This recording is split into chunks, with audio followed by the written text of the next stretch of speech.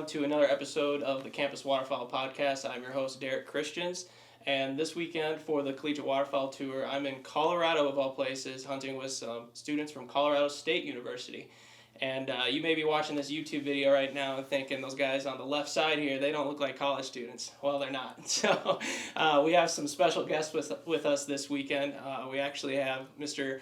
Ed Wall here, and then also Guy Shepperd from Moose Media. So these guys are part of the DUTV video crew, and they're out here making an episode of DUTV about campus waterfowl and what these guys have done in their involvement with Ducks Unlimited.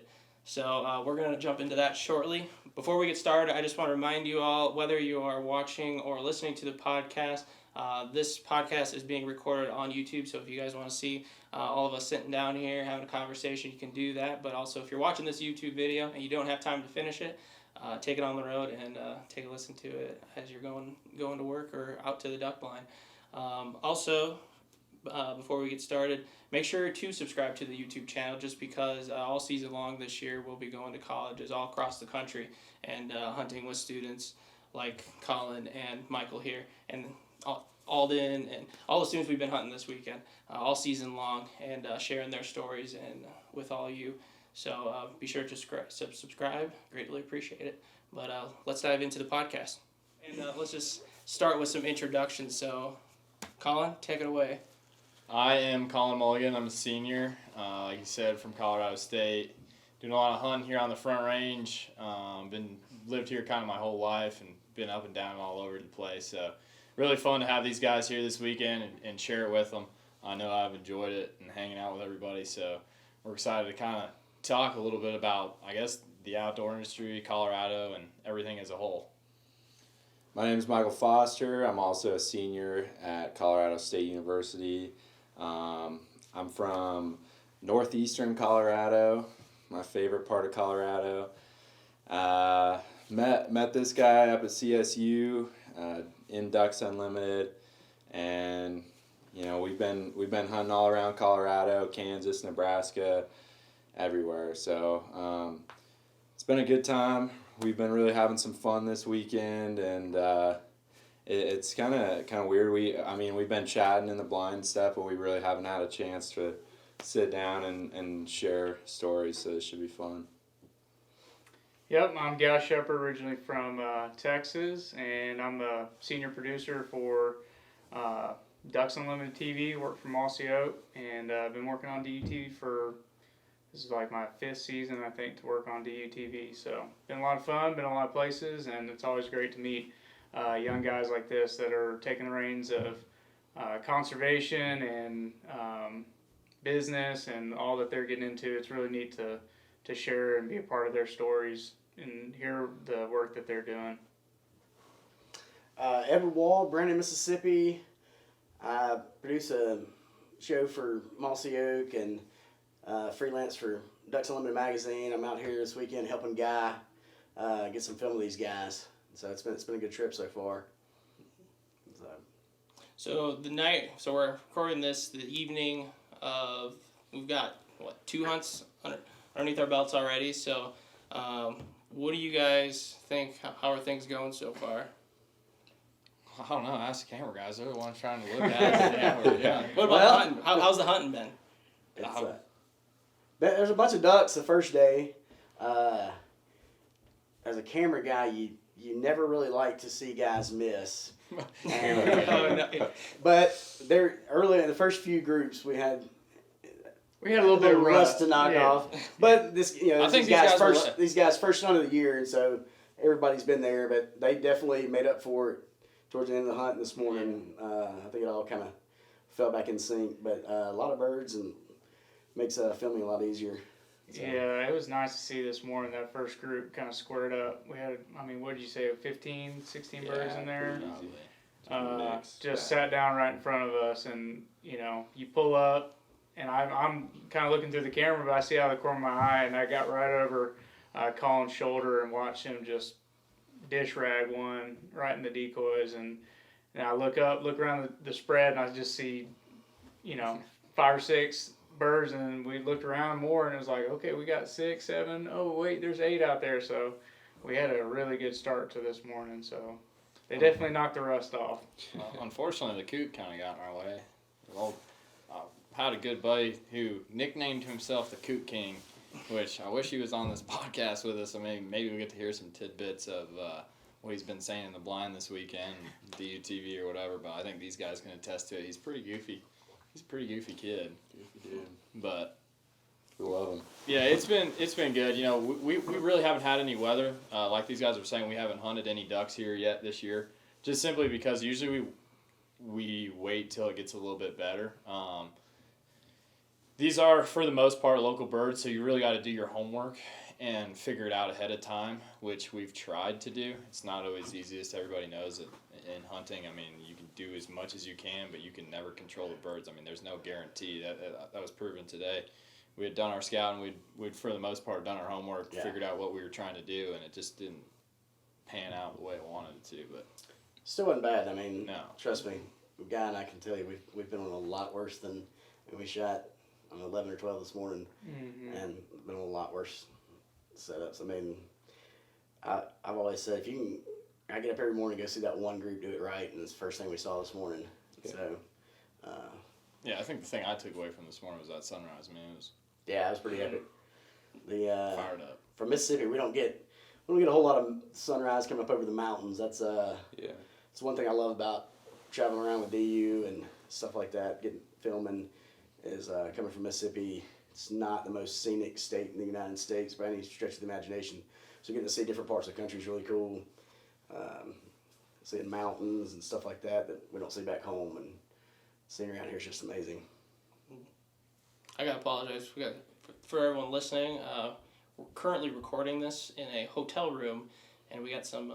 Apparently, there's a breakdancing tournament going on. There's something happening up there. Ed's about to go up there and start getting after it. If I'm not hearing the second part of this, I wouldn't join the breakdancing tournament. But yeah, no, on out here it's been awesome. So we've gotten to see Derek shoot a little bit. Yeah, that's a little different compared to some trips. Usually I'm just behind the camera, but now got these guys running cameras, and I can kind of let off, but I'm itching to have that camera. It's kind of weird having just a gun in my hand now. But yeah, I got a few birds. Oh yeah. I would like to say one thing that I've really taken notice to early in the podcast to kind of grab hopefully some listeners and some attention. You know, today we shot our interviews, and these guys, hopefully we'll get into some of that stuff of how it works. I've never seen how it works. It's kind of my first go around with it.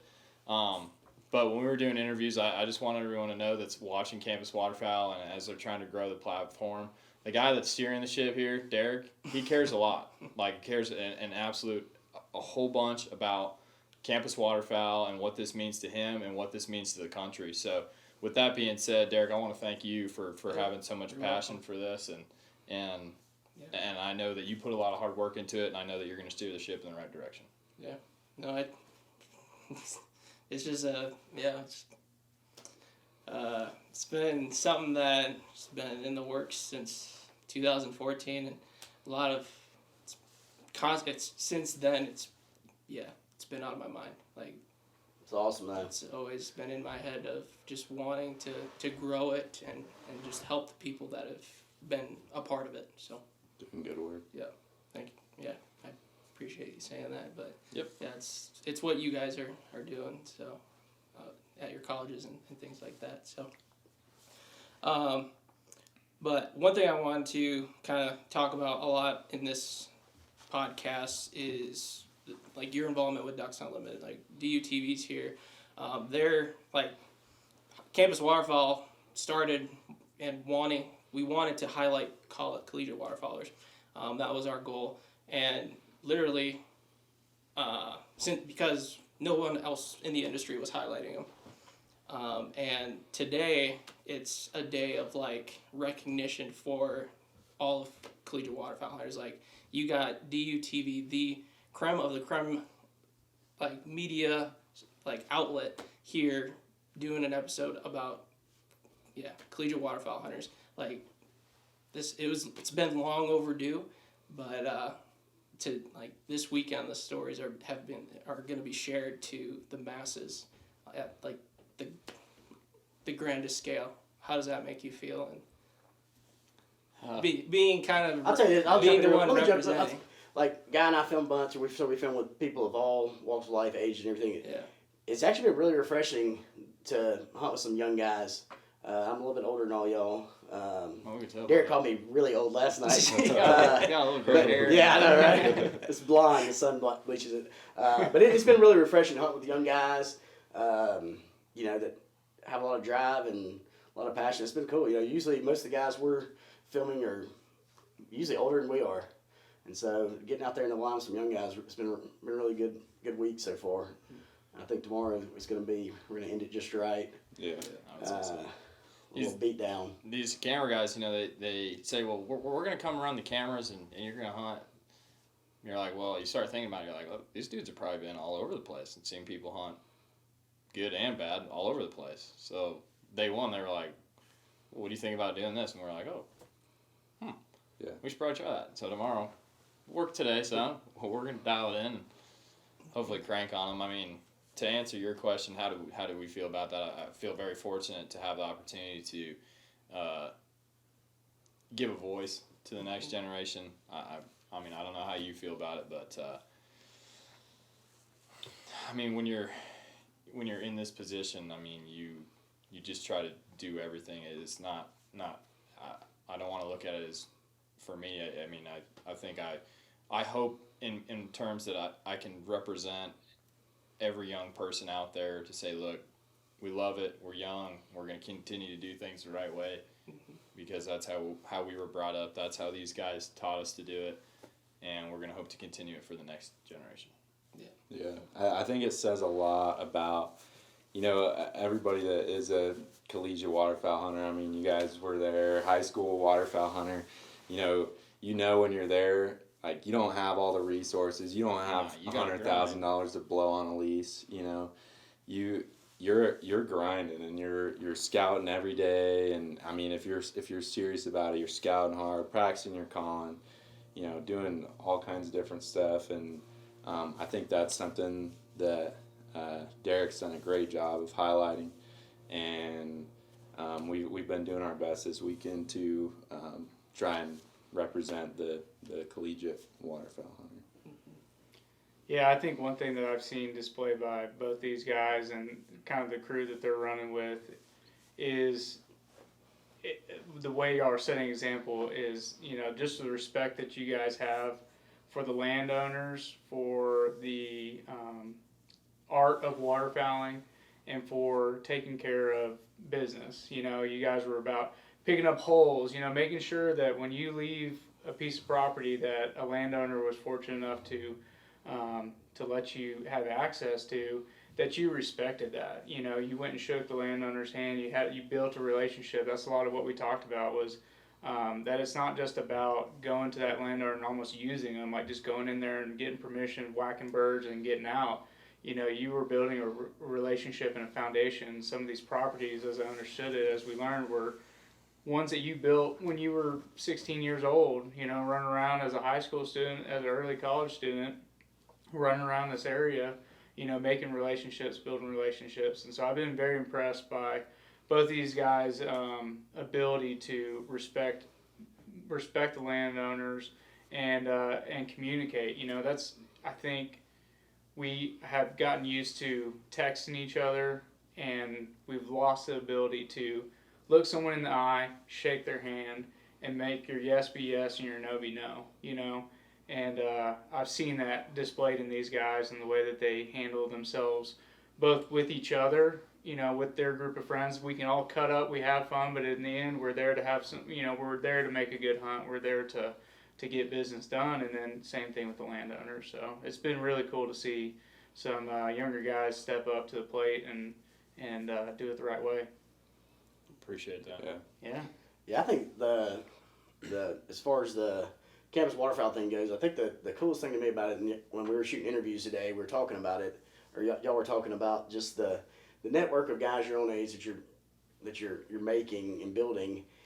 And one of y'all touched on something today of, I think Micah, maybe and you, about seeing how people who were maybe 1,000 miles away or whatever, how different they hunt than the way you hunt. And we're talking about something the guy and I showed y'all that worked, and y'all were like, well, that's not something we do, but we're going to incorporate it going forward. And I think it was so funny to hear y'all say it, because when filming, Guy and I are going all over the place too. And I remember the first time I ever went to Oklahoma, and these guys are setting up A-frames right on a cow pond. I was like, how's that gonna I was like, this is not going to work. Yeah. And I was like, this is how y'all hunt? And he was like, yeah. And, back home that would never work. But to see, for us, we go and see how different people do it all over the country and what works for them. And obviously, they're going to do what works for them, and we get to see that. And it's such a big contrast from how we do it back home. But it's a really cool thing to see. And I think with Campus Waterfowl, building that network and being able to talk to people who are in the same situation you are all over the country and share tips and stuff like that's really cool. I think that's a really big part of it. Yeah, going off that, I think the ability to network and to share through Campus Waterfowl and stuff like that, I mean, it makes you a more versatile hunter. Let's not say it's easy, but, when the conditions are right, like you're saying, it's much easier to hunt a different time of the year in Colorado, right? It's much easier. But do you have the arrows in your quiver, the tools in your kit to be able to make it happen when the conditions aren't right?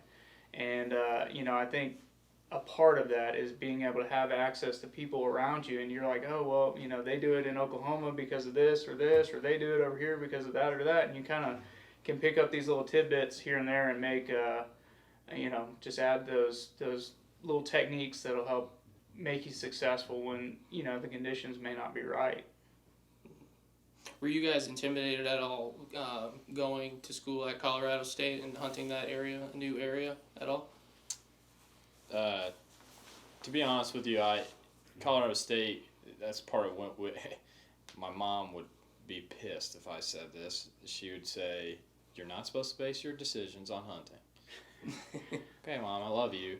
But that's part of what went into my decision of going to Colorado State was I had a decent network, and in relative terms, we're about 30 minutes from Colorado State. Most of the guys drove down from Fort Collins this weekend to hunt with us. So for me, it wasn't too new.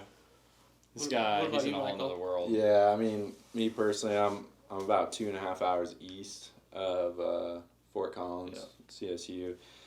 It's a little different ball game out there. A lot bigger properties. I mean, I remember the first time I was rolling around scouting down here, I called Colin. I was like, dude, where, are these farms or are they ranchettes? Are these ranchettes? What's going on here? There's just little 20-acre, 30-acre pieces, and there's a lot more leasing going on around here. It's starting to get out in my area out there, but it is a different ballgame. There's more pressure down here. I will say, I mean, I haven't gotten over, like you guys were saying, like the sunrise and the sun beating down on the mountains. That's, when you think of Colorado, you don't really think of where I'm from. It might as well be Nebraska or Kansas. So it's a beautiful place to hunt, and it can definitely be done. What's it like being a waterfowl hunter at Colorado State? Are there a lot of other hunters, or? I would say it's a big school, and you got to fight to find. To me, the development of community, which we touched on a lot this weekend. Yeah. I always just did it with my friends. Like, I just want to go hunting with my friends. Yeah.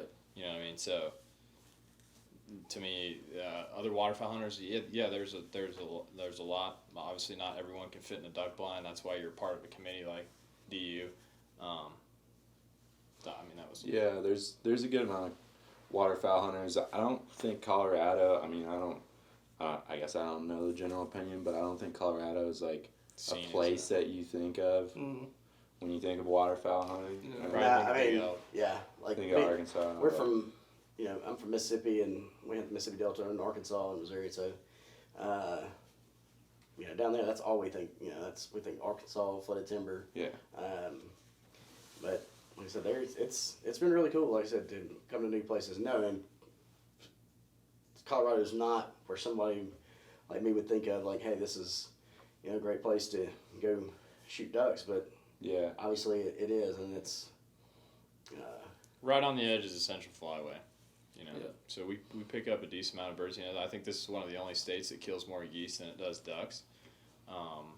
So there's a lot of that going on up and down the Front Range, which can be really cool.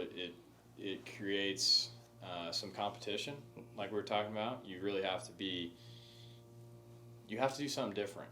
You know, here in Colorado, there's been a lot of, we were talking about this weekend, there's been a lot of really, really good waterfowl hunters that have come out of Colorado, and I think that's partial because of how much competition there is up and down the Front Range, and having to find a way to just to be a little bit different and do something that the ducks really haven't seen before, or the geese, or whatever it may be. So, would you say, does Colorado State attract a lot of students from outside of state?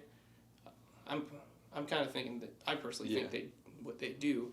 What would you recommend to someone that does move into state that is into waterfowl hunting? Yeah, I mean, I would say check out Ducks Unlimited. That's what I'm saying. Find a DU chapter. Like I know for me, I'm from northeast Colorado, middle of nowhere. I might as well be out of state, right? Like I didn't know anything about waterfowl hunting up here, and it's very similar, but it's different, and that's where I've met all the guys that we're hunting with this weekend. That's where I met this guy. It's Ducks Unlimited. I'd go check him out. Yeah, there you go. I think I got a question for you guys. It's so often we've talked a lot about social media this weekend, and you guys obviously have not been necessarily, you guys are too old to have started on technology. Like, were they bricks when you guys originally had them? Like, did they flip down? You have to tune the satellite, or like how did they definitely used dial-up? Yeah, they did. Oh yeah, for sure. They The first internet we had was dial-up with the AOL. I didn't have a cell phone. I didn't have a cell phone until I was in college. Yeah. They didn't have cell phones until I was in college. How about that? Yeah, I remember. Did you like write letters to girls and stuff? Or Absolutely. Onyx. Oh yeah. Yeah, no Onyx. Wow. How did you do without Onyx? Yeah. Dude, Just knock on doors. You go to the Just farmer's house down the road. you had to figure it out. Yeah. Try to dial it in. Man, think about how technology is. I guarantee we've been lost in the woods a lot more than y'all have. Yeah. We've got turned around. I've been turned around several times duck hunting back when I was younger, and I bet in the timber and all the trees look the same. You're like, yeah, it's easy Yeah. to turn around for sure. I've been with these guys. I mean, it's incredible when you go to like Louisiana or something, and they're riding through the marsh, and I mean, it's pitch black, and they won't run usually. They'll use a spotlight, but they run the boat in the pitch black, and all they do is like shine the light once, and then they cut it off to see, which channel they want to go down, right? So they just know like, oh, I'm going down 4 cuts or whatever, and then they turn off. But like, how they know how to get back there time in and time out, and then get from that channel over to that channel, I mean, it's incredible, and they do it in the dark. Like, it's just doing it a long time. Yeah, I think they've been doing it a long time, but the marsh changes. So like every year they have to. I mean, it's gonna be similar, but I mean, it can change a little bit. It's neat to watch people who just live in a different kind of area and how used to it. It's the same thing with y'all with timber. I mean, they run those holes like they know them because they just run them all the time. It's just like driving down the street, Yeah, like when you're those guys driving those boats on the video you're showing us today. Those guys just, I mean, Yeah, we've got some boat driving stories, but like, I mean, it's like, honestly, like stuff on public land. A huge part of being successful on public land is having somebody that can drive a boat and having somebody hold a spotlight straight and stuff we don't even think about. Beating people to holes. I mean, that's if you get beat by 10 seconds, the difference between killing a 6-man and not firing a shot.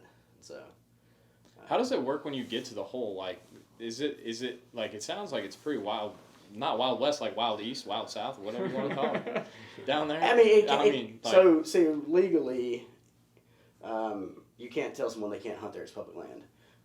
But generally, everybody, like some of the guys we hunt with, we've met on public land. We've got to the hole at the same time. We've all ended up hunting together, and that's what we've always tried to do with our group. Was, if we beat y'all there and it's just a few of y'all, hey, that's all right. Come hunt with us, and kind of just all get in together because we've been beat before and had to try to get in with somebody, and so. But there's some people that don't have that mindset, which is fine, But it can get. I've been in a few heated ones too, and so. But normally, I mean, legally, you can't tell someone. You guys exchange words nicely. Something like that. But like I said, usually if you invite somebody to hunt with you, it's kind of whoever got there first is running the hunt. They're calling the shot. They're setting out the decoys the way they want, and you're just kind of following in with them. Yeah. So I guess we kind of went off track of what I was going to ask there a little bit, which is cool. I kind of, so you guys have started way before. Like, you guys have been in the outdoor industry way before it came on to where it is now with social media and YouTube and all those distribution channels for media, which is what you guys do. What do you guys think about it? Like, what do you think about all the media and how it's evolved and what it's done for your guys' business and everything else? I mean, you guys are the ones telling the story of us. Mm-hmm. Like, you guys have a lot of control over this industry right now and how the outdoors is viewed. So how does that responsibility on you? It's a tough thing because, I think early on we got away from quality. It was just about showing the animals. It was just grip and grin, that kind of stuff, right? But I think in the time that we're in now, everybody has the ability to be a photographer. Everybody has the ability to be a photographer in a sense. iPhones and everything like that. We can capture and share stuff at a moment's notice, where it used to be, you'd have to capture it, take it back, process it, all that stuff, and then, it was available to be shared in a magazine or whatever. And so it's changed, I think, people's consumption rate. People's desire to consume has amplified. And so we are looking to provide as much good content as we can, obviously, and it just pushes you, I think, to do, like we were talking about earlier, to do something different, to do something that's going to get people's attention going, right? So we're trying to get that hook in them and steer them in the right direction. And to me, it's about, finding good stories, telling good stories, is really what I think gets people interested and makes it stick in their head longer than, because now with Instagram, you got 30 seconds to how often do you sit on anything for more than half a second? Most of the time people just and so the thing that gets in my head is like, what makes someone go flip, flip, flip, stop? And if you can be the one that they stop on because of an image or because of a story, same thing with TV. If you can get them to stop because of what you're saying or what you're doing or whatever, I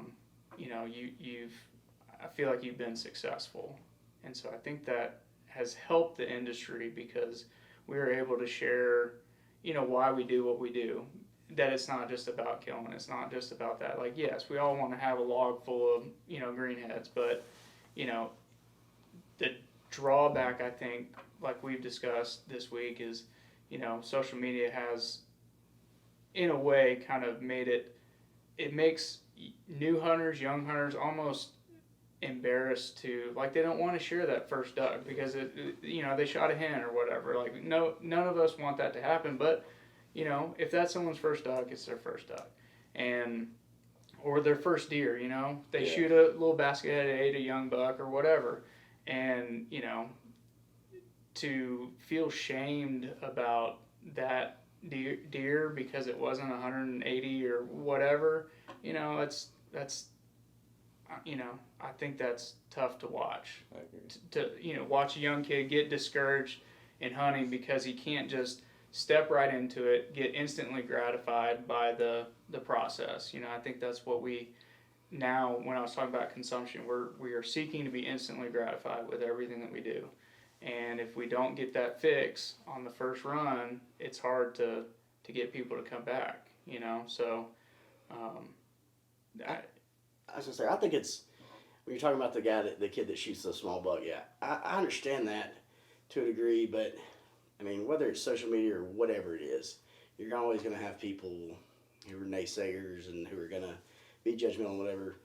But for me, social media has been huge because that's what my career has become. Is if it wasn't for that, I wouldn't be sitting in this room with y'all. You know, I mean, when I started out, I was taking pictures as a hobby and posting them on Instagram and Facebook. And at some point, I got decent enough with it that somebody said, "Hey, let me pay you to do this," and it kind of went from there. So without having the social media platform, I wouldn't be doing what I'm doing today. And so I also think that it's going back to the kid that shoots the small buck or whatever it is. It's his first year and he doesn't want to post it because maybe someone's going to say something negative. But I also think that you're getting a lot of eyeballs on maybe someone who's not a duck hunter, who's seeing this content, these pictures, these guys having a good time, whether it's TV or whether it's a video that they're scrolling through on the social media, and it looks fun and looks inviting to them, and it's like, hey, we can go, my buddies and I can go all hang out together and do this. And so I feel like it's drawing more people into the sport because you can showcase to somebody, you know, how much you and your friends love and enjoy doing it, and it is, you know, they want to do the same.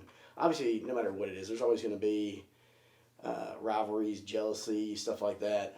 But I think as hunters together, if we can try to stay away from that and have more of the group mentalities type deal, things will be a lot better. But for me, social media has been a huge, huge thing. And so, and I'm trying to, I know we laughed about me having a TikTok now, and I swore I'd never do, but I mean, social media is evolving, and I'm like I said, I'm the old guy in the room, but you know, it's my job, so I've got to stay moving with it and figure out, you know, where it's going and go with it instead of getting left behind, which is for someone who's older, who's not a college student, it's really easy to do. I mean, y'all are probably so much better with technology than Guy and I are, but you know, we're trying to keep up too. So yeah, I think that was really interesting to hear that, because it was like some bad stuff with some good, and how you try to portray the good, and then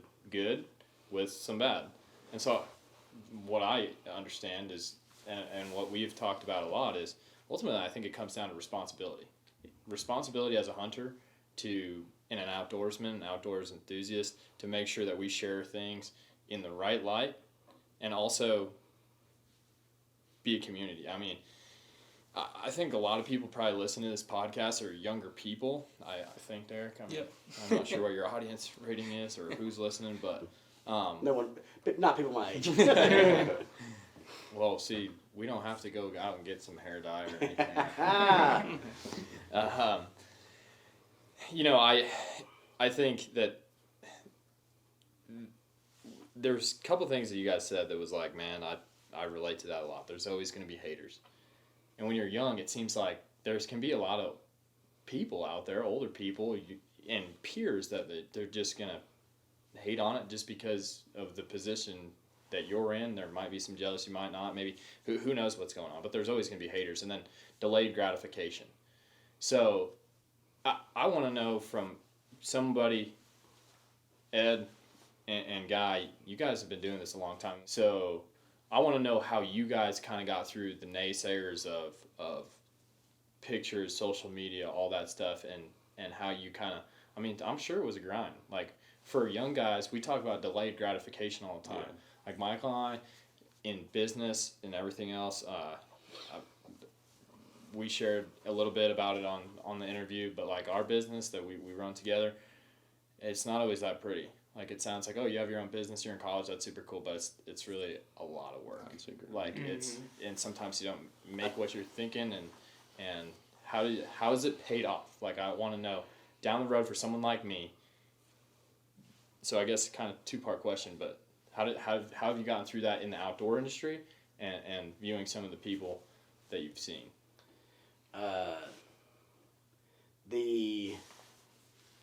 For me, I think, so when I first started doing photography, like I said, it was just a hobby. And I was very fortunate that I hunted with some guys early on that were really helpful. guy Nate that films for Mojo and Craig Robertson and stuff, that I was just on hunts with them, and they and I guess saw I had a passion for it, and they helped me along the way. And from a video standpoint, it's almost like, and maybe this is different for other people, but for me, there's a group of us that all kind of know each other, and we all kind of run together, and there's no competition there, at least not on my part. And like Dylan Farrell, for example, is to me one of the best videographers out there, and Dylan's been very helpful to me, and you could actually say he's competition for me, but he's not. Like we work on stuff together, and Guy and I do the same thing. You know, we work for different companies, but I help him out, and I've tried to get him to come help me out on projects. And so it is more of the group of videographers that we all kind of, like I said, run together and really helpful to each other, and there's not that really competitive nature for some reason.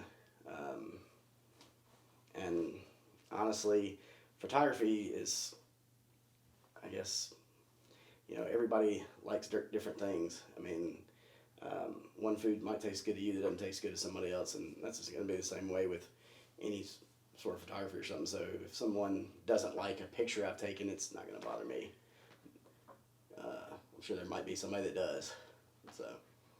Yeah, I mean, I think early on when I started editing stuff, started producing stuff, you have to, I mean, just basically what you said, in art, I think you have to, whether it's photography, videography, painting, whatever, like an art form, you have to learn to swallow the fact that no matter what you do, there's going to be at least one person that doesn't like it for whatever reason. And what I try to do is take that as a constructive criticism, and it's hard. You know, there's times when you look at comments of what people say on, you know, even about DUTV. Like, I'll scroll through the Instagram feed and look at the comments that people say, and sometimes it's like, man, if you had actually taken the time to watch the show, you would never say what you said, because like they call something out that's not even true, you know, and it's hard to swallow that sometimes, but I think in the end, you know, that makes you better. It gives you a better edge to take that as a constructive criticism and learn to, you know, forge your own path, create your style, but then also know that, you know, not everyone's gonna like it, and just be okay with that. You know, it's you shouldn't change yourself or change anything just to, you know, make it universal, because the reality is like just no one's gonna like it. I mean, everyone loves Star Wars, right? But then there's a handful of people that hate Star Wars movies or whatever, right? So I think I've watched one Star Wars. Yeah. So I mean, I've never seen one. Yeah, I mean, so some people love that kind of stuff. Some people different. hate it. You know, like it doesn't matter what you're doing. You know, someone's gonna rag on it a little bit, but you know, if you can take something from that and turn it into, you know, an edge, a good idea or something, then, you know, that's what I'm trying to do, and learn from it and keep going. So. Yeah, there's actually, I remember what it was I sent you, I don't know, here recently. I was like, hey, watch this, let me know what you think. And he was like, yeah, he's like, it was good. I would have done a couple things different with the edit and stuff. And I'm not sending that to him to say, hey, look how awesome this is. I'm sending that to him to say, hey, watch this, let me know what you think. And I think that's the cool thing, is that when you have someone that kind of does the same thing you do, that you respect their opinion, and you're able to take that constructive criticism and want it, because, you know, we're in our line of work, we're always trying to get better. I mean, there's always new technology and everything, and we're always looking to get better. And so been able to bounce ideas and stuff off people, like Guy and other guys that I film with, is really helpful.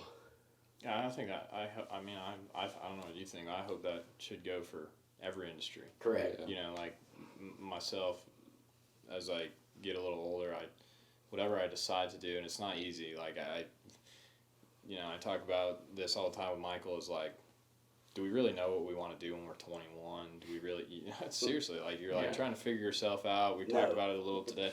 You're like, okay, you know, we're doing this, and then we're going to go through this, and we started college here, and we're ending it here, and we figured all this stuff out, but like, you ever really know? I mean, I don't know. So, but it's interesting to hear. You know, you just gotta, wherever it is, go do it full speed. I mean, Derek, I hope you can chime in on some of this. You're closer with us in age. What's your 2 cents? Yeah, so for me, when I was in college, I had no idea what I was gonna do. Freshman, I was an econ major, and I just got involved with campus waterfowl my freshman year, fortunately, and I'd be lying that the goal from the start was to eventually to be working in the outdoor industry. That's what I wanted to do. And I would even say, like, even when I was a kid, how cool would it be? And then I got the opportunity to, actually try to make something with campus waterfowl. And throughout college, just stayed with it through everything that was going on in college, having a girlfriend, then getting engaged, and just everything that was happening in life. Like, I stayed with wanting to continue to grow campus waterfowl because I felt that was probably my best way to learn the skills, to learn new skills, and just continue to build something. And as time went on, and then as college, like I graduated college, my first job was I was a digital intern at an ad agency because of my experience with campus waterfowl, knowing social media marketing, and then to digital marketing as a whole, and through that, like I was done with campus waterfowl because we wanted like active college students to actually run the page, and so at that point I was kind of checked out. Like I was actually looking for what am I going to do now? And so I figured out just go digital marketing. Went to another job doing digital marketing at another company, and then I got the opportunity to purchase campus waterfowl from the owner, who I interned for. And so we ended up, the first intern and I started a company and got campus waterfowl going again. And we both had that mindset of, continue growing campus waterfowl and finish what we started, kind of. And what I can say to everyone that's in college and getting near to graduation or even after college, be open to opportunity,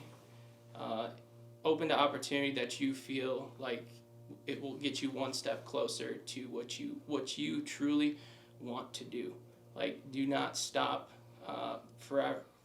It doesn't matter how long it takes. Like, if you just put your head down and believe in what you're doing,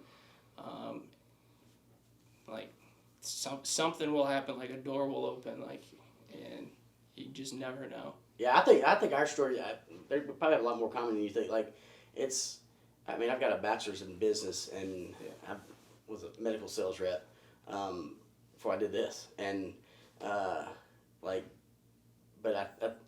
to kind of piggyback on it, I know we've all heard the saying, do something you love and you never work a day in your life. And everybody's heard it a million times. But the truth of the matter is that's really, really true. Yeah. I figured out that, hey, I love doing this, and I've figured out how to transform it into a way to make a living. And there's a lot of long hours working in the industry we work in. A lot of people don't see, y'all got to see kind of behind the scenes. When we started at, 4:30 this morning, and it's almost 10 o'clock, and he and I are still wearing what we left with this morning. Still got cars dumped, batteries charged. Right. And so in our line of work, you don't see all the stuff that goes into it, the behind the scenes stuff. But the thing is, we're sitting up here at 10 o'clock, and I'm just looking forward to doing this because it's fun because I'm doing something I love. And like you said, you found this campus waterfowl thing and you loved it and you stuck with it, and all of a sudden you turned it into a career. And I think that's,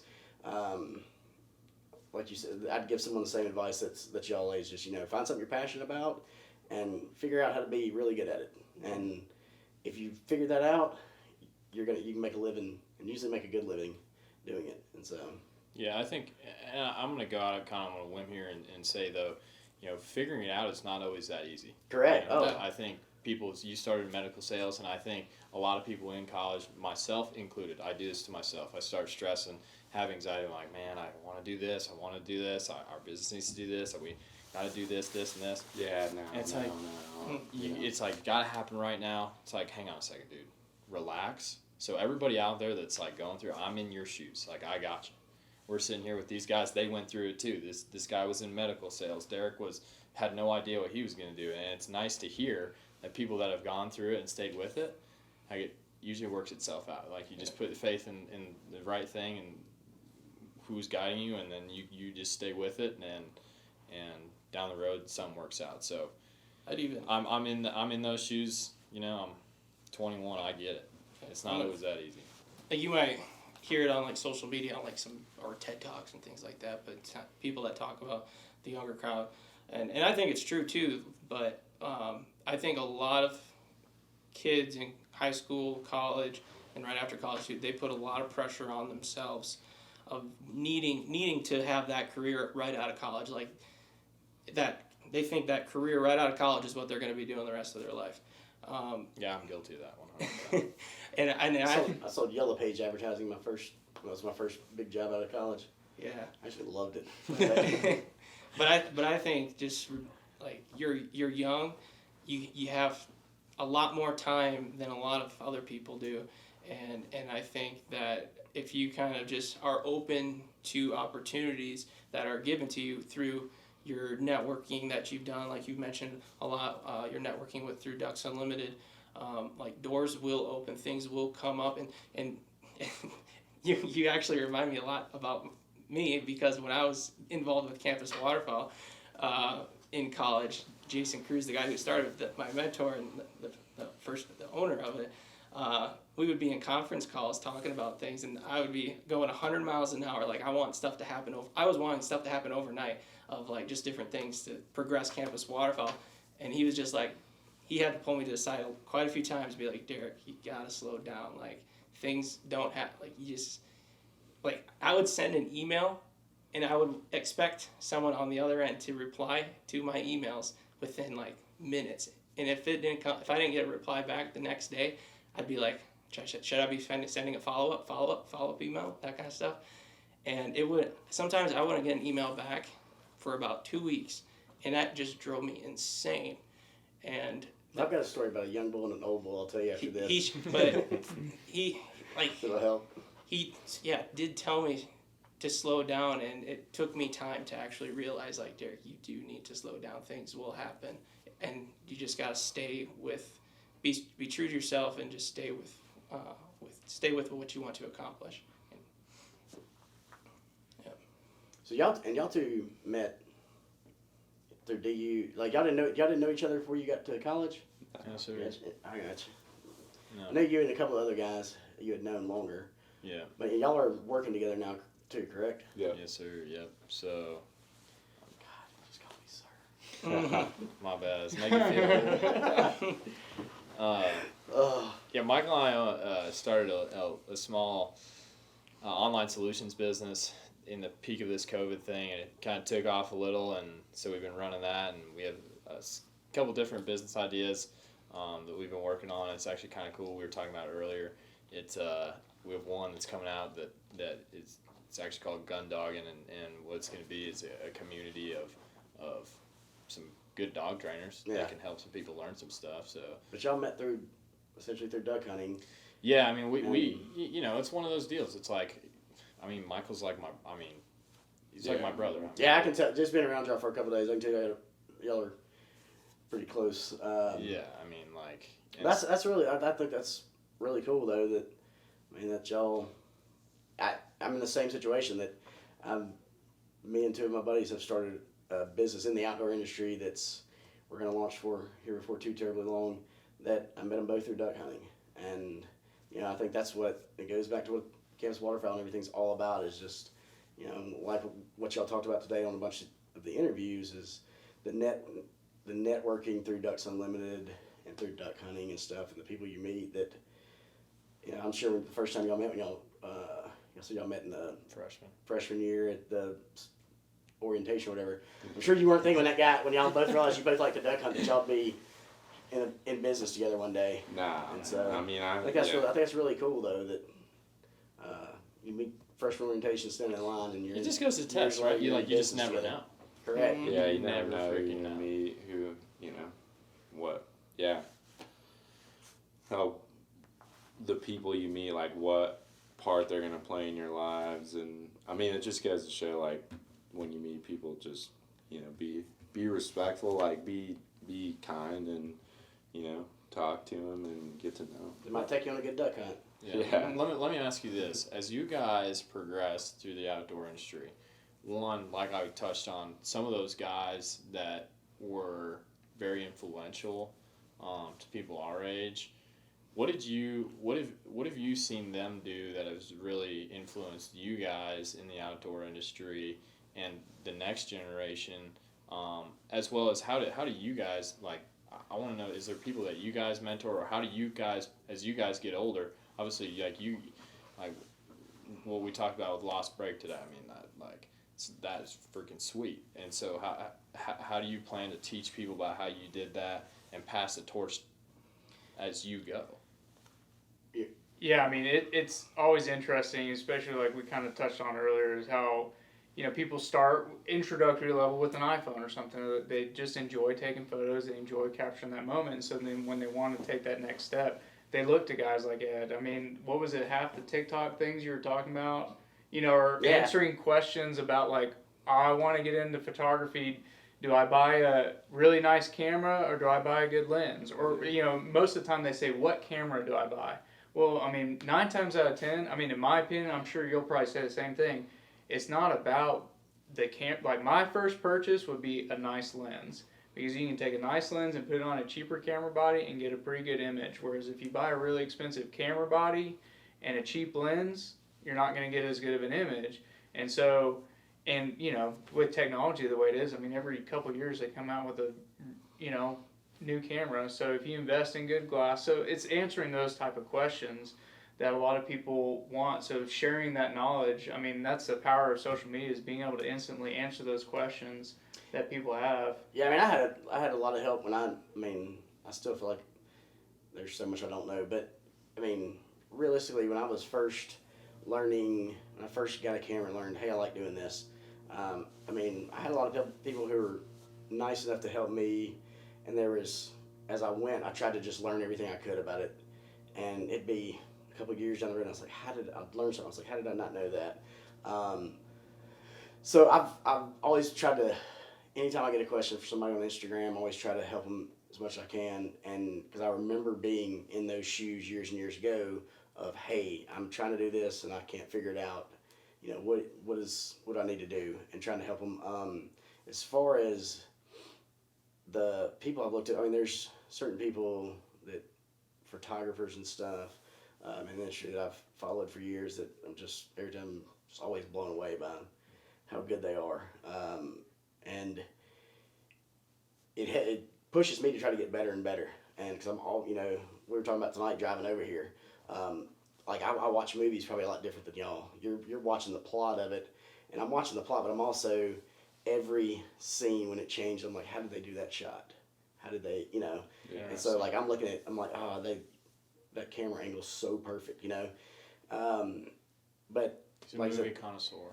Yeah, I mean, and as far as mentoring stuff, like there's a couple, like I try to watch as many people's stuff as I can, and there's a couple young guys that I've recently kind of hired. They're going to help me on some projects, and like one of them that is going to come help me on the crash landing deal. I said, hey, look, man, I'll pay you really good. You can come work for me and help me on this project, and because he wants to do it full time, and he's a teacher, high school teacher. He wants to do it full time. I was like, look, I'll come teach you everything I know. I was like, you'll probably teach me a lot too, and we can, a couple years down the road, if you're ready to go do your own thing, I'll help you any way I can. And after then, we'll probably end up working on some stuff together. Yeah. So that's the mentality I've taken with it, is that if somebody wants to learn, I'll do everything I can to help them, because I had that same, there was people that helped me.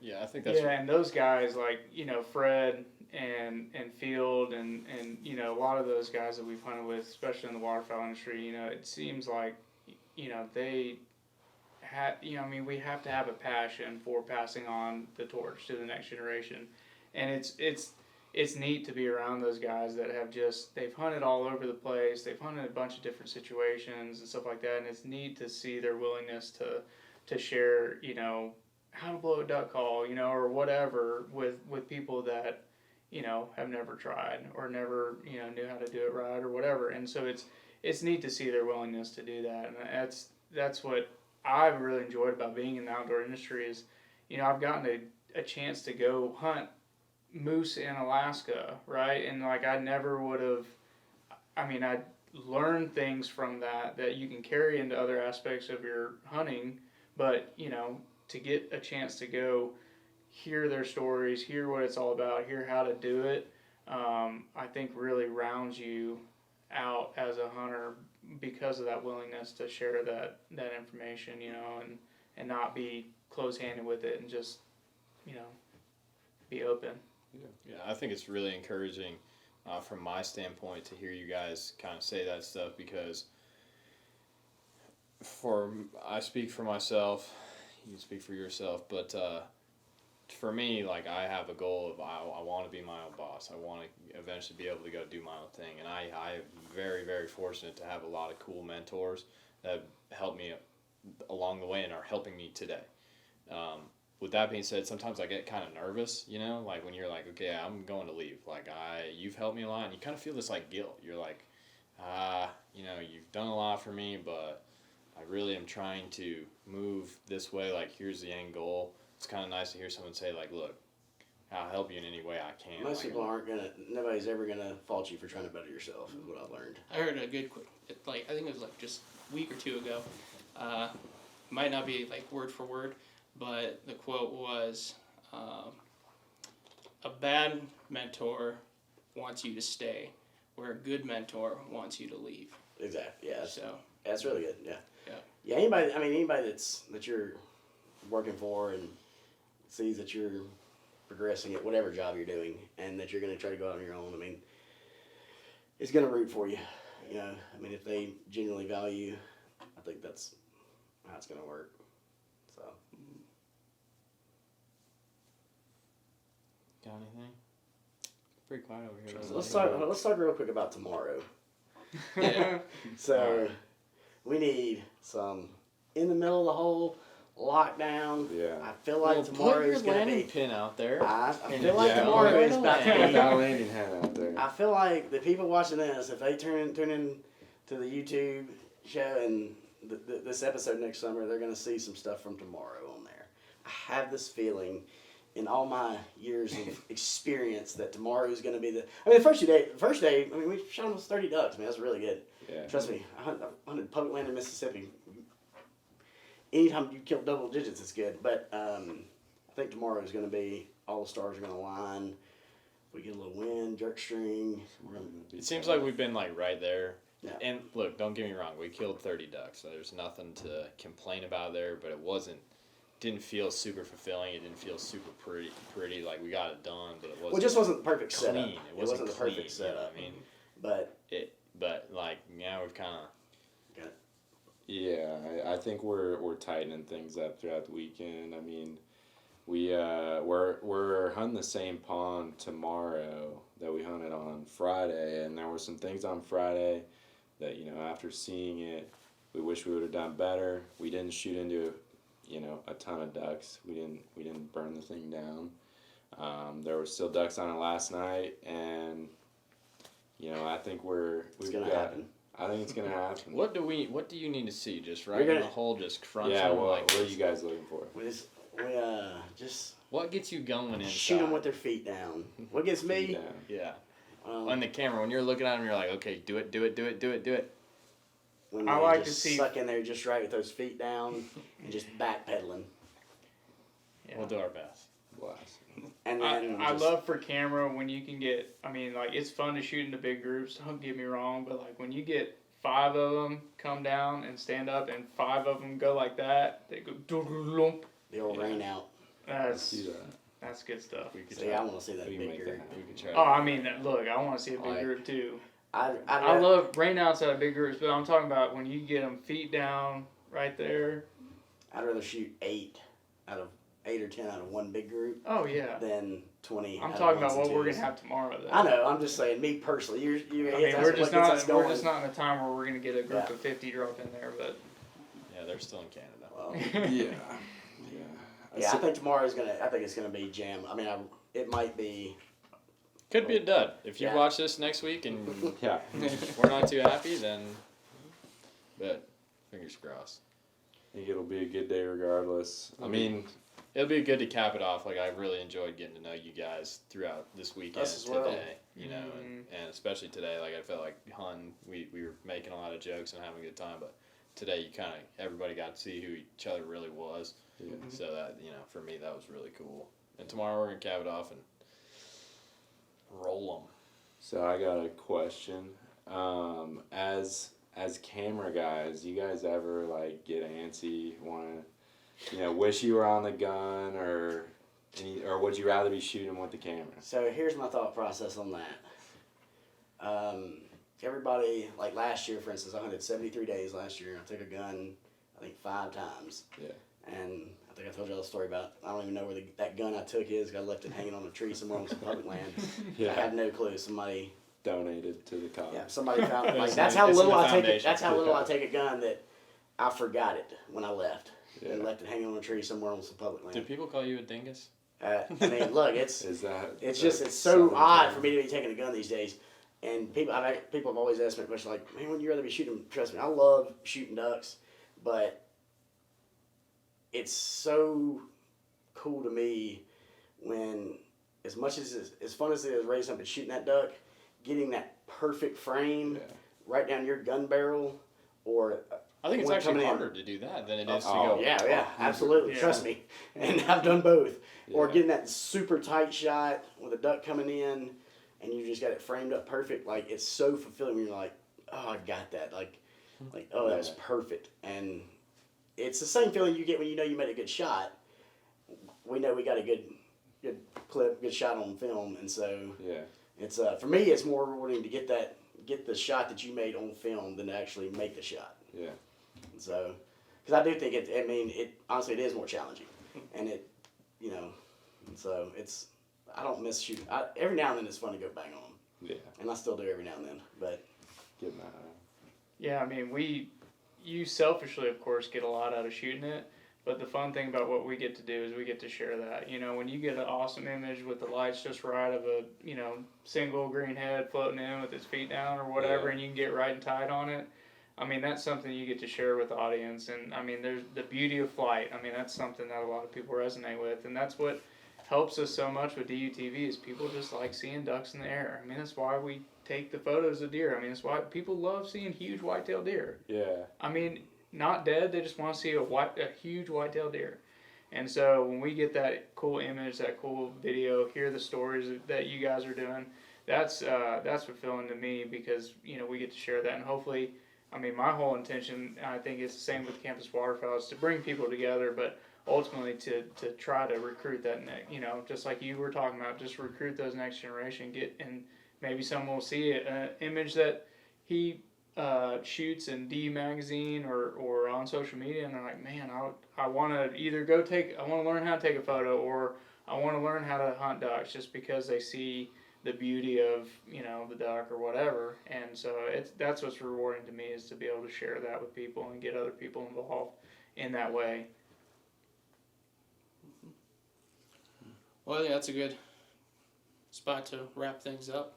I want to thank you guys for letting us come out here and hunt with you all. I know you guys are under I'd be under a lot of pressure. I can't imagine the pressure that you guys were under. All fun, man. It's all having DUTV and both Campus Waterfowl come out here on a kind of a last minute call. So it was really appreciate you guys letting us come out. Yeah, did a good job finding ducks. Yeah, I was gonna say we swoop in. Like, that's the thing. These guys have been working on this for weeks before we show up. I mean, we only had 2. Yeah, that's weeks. That's weeks, plural. I mean, you had weeks. So, you guys were working on this for a while. But, I mean, how many miles did you put on your truck in the last 2 weeks looking for ducks? Bunch. 4,000, 5,000. Yeah. Jeez. But it paid off. How many did you put on your truck, you think? I mean, I cruised around quite a bit. I probably. He went home. We were covering different parts of the state. Yeah. I just knew that. So you had guys in corners of Colorado. Yeah. He spread took out. northeast. I had another buddy take way north. I took Front Range. It's just one of those deals. Like if Well, you're, we as cameramen, That's what people don't always Very much understand appreciate it. about this is that, it's one thing for you and your buddies to go have a good day of hunting, right? You find some ducks, y'all go and go. and it's but- different when you're on a time frame. But we come in, we have 3 days to make a show, right? So it's a lot of pressure to consistently get some good hunting for 3 days in a row Yeah. and do it, you didn't get to pick the dates, really. It was kind of like, hey, in the next 2 weeks, can you do something? And, so for us you guys had to put in the hard work to be able, for us to show up. We show up and we do our job, but you guys put in a lot of time before we ever got here. So we can't thank you guys enough for what you're doing, to make this possible. And then, as Derek said earlier on, just kind of what you guys are doing for the ducks, what you guys are doing for the next generation, what you guys are doing for, up and coming waterfowlers, to promote it, to encourage and get people involved. So it's really neat to see. But that's going to do it for this episode of the Campus Waterfowl podcast. Appreciate all the support, and just a reminder, make sure to share this with anyone that you think that can get some value out of it. But that's going to do it here from Colorado State University and this weekend of the Collegiate Waterfowl Tour. So we'll catch you guys all at Texas A&M in a couple weeks.